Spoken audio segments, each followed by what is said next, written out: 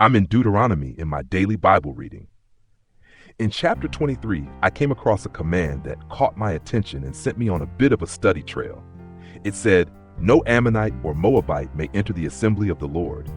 Even to the 10th generation, none of them may enter the assembly of the Lord forever." Deuteronomy 23:3. That verse got me thinking. Ruth was a Moabite, and David, Israel's greatest king, was her great-grandson. That's just 4 generations removed. If this law was still in effect, how could David have been accepted not just into the assembly, but into kingship itself? That question sent me digging, and I want to be clear. These are just my thoughts as I studied this out.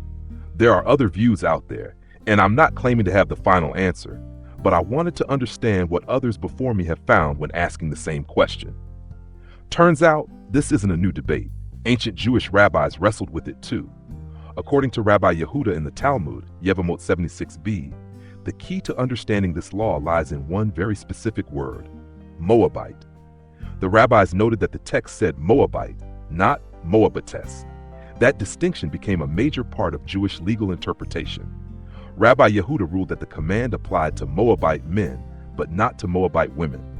Their reasoning came from the verses that followed. In explaining why the Moabites were banned, the law says it was because they did not meet you with bread and with water on the way. Deuteronomy 23 verse 4. The rabbis concluded that this applied to the political actions of the nation's leaders, something men were responsible for in that culture, not women.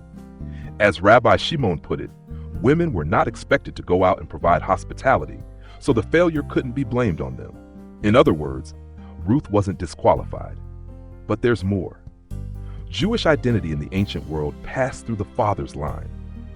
That principle is seen in Numbers 1:18. They declared their genealogy according to their clans by their father's houses.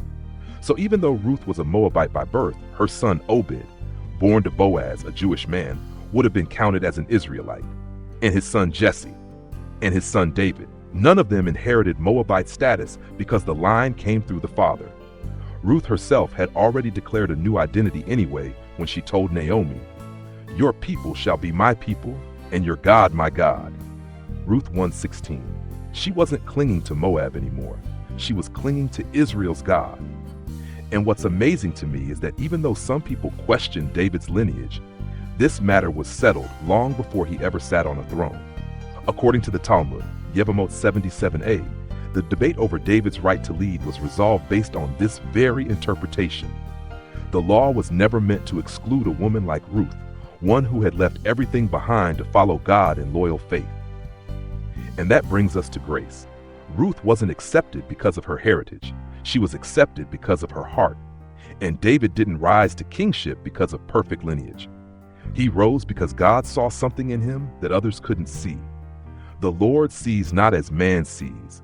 Man looks on the outward appearance, but the Lord looks on the heart. 7. This is the story of pistis, faith as loyalty.